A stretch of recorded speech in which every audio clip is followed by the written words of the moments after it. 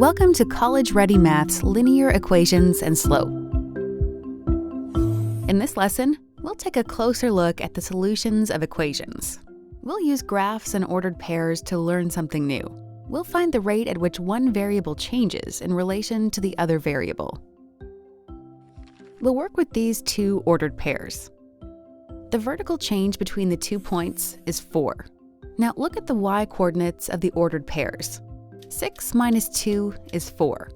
That's the same as the vertical change. The horizontal change is 3. Now look at the x-coordinates. 4 minus 1 is 3. So the ordered pairs show us that the slope is 4/3. Both the line and the ordered pair show that the slope is 4/3. That's not just a coincidence. It's the basis for a formula that lets us use two ordered pairs to find slope.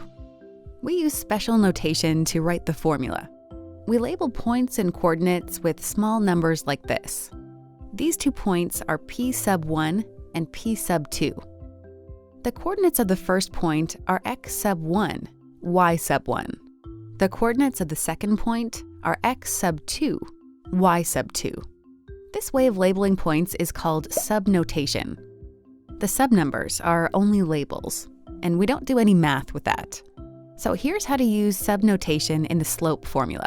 The vertical change is y sub 2 minus y sub 1. And the horizontal change is x sub 2 minus x sub 1. So to complete the formula, mathematicians use the letter m to represent slope. It comes from the French word monter, which means to climb. Now we substitute the coordinates from the ordered pairs in the formula.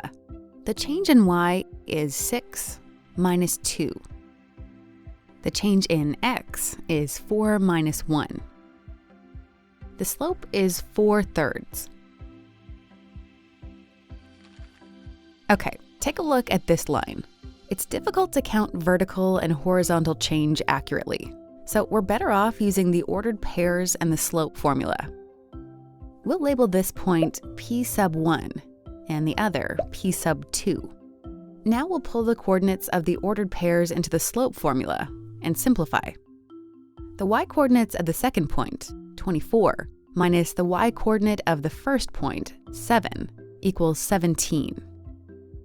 The x-coordinate of the second point, 39, minus the x-coordinate of the first point, 23, equals 16. M equals 17 over 16. Now you may be wondering what would have happened if we had labeled points the other way around. So let's see. Y sub 2 minus y sub 1. X sub 2 minus x sub 1. Negative 17 over negative 16. So a fraction with negative numbers in both the numerator and denominator reduces to a positive fraction. And again, the slope is 17 over 16. So it doesn't matter which point we label sub 1 or sub 2. We use the labels to remember where the coordinates go in the formula. Now, all of the lines we've seen until now have positive slopes. Lines with positive slopes slant up from left to right. Does a line with a negative slope look any different? Well, let's find out. Here's the line we get with these two ordered pairs. Lines with negative slope slant down from left to right. And between any 2 points on the line, the value of y decreases as x increases. Now we'll take a look at two special cases, vertical lines and horizontal lines. So here's a horizontal line. We'll find its slope by using these two ordered pairs. 4/3 is P sub 1. 8/3 is P sub 2. Use the slope formula. Substitute. Subtract. 0 divided by 4 is 0. The slope is 0.